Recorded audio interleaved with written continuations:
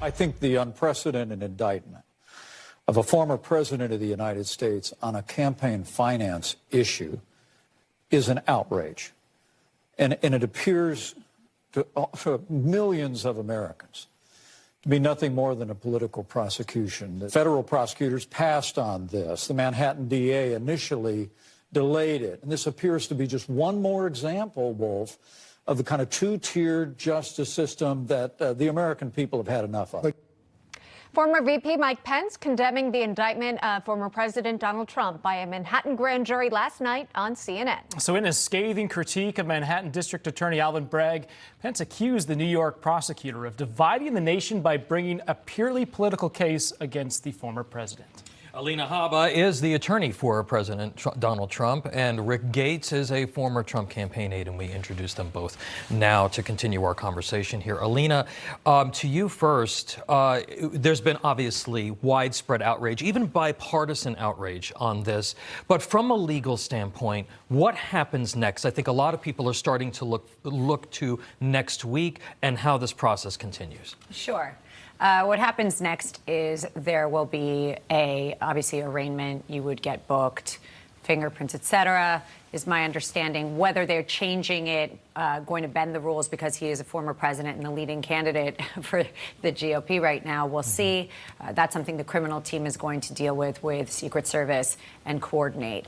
After that, there will probably be motions filed to dismiss. This is frivolous. We know that. There's no basis in this in law or fact.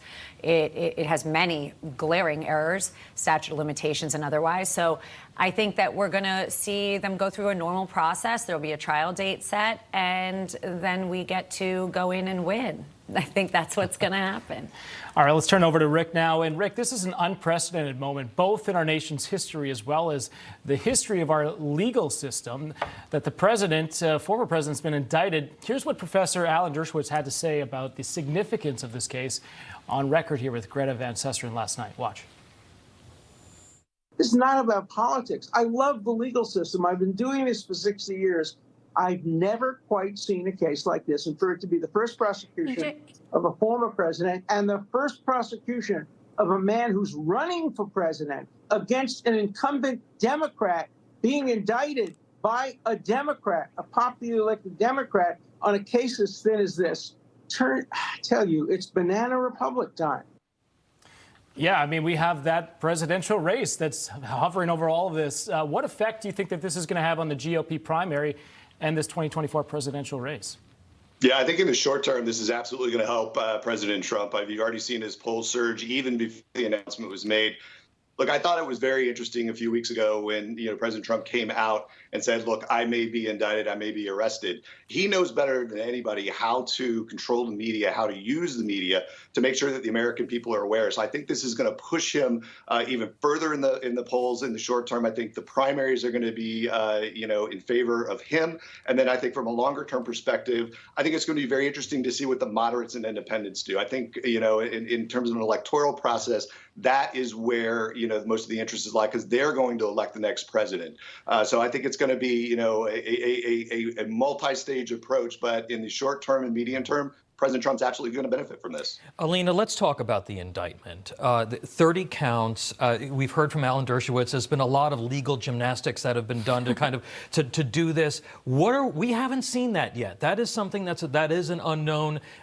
What do you think that we're going to see? Are we going to see any surprises coming out of that document, or are we going to see basically one circumstance that is going to be sort of sliced and diced into those 30 different charges?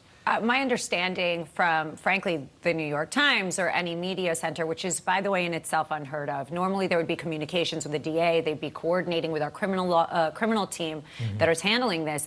And we've had radio silence. And it's sad when the legal team is not working in conjunction with the DA to do this peacefully and do this accurately. So what's happening, my understanding is that they have a certain set of facts, obviously, that came from Michael Cohen.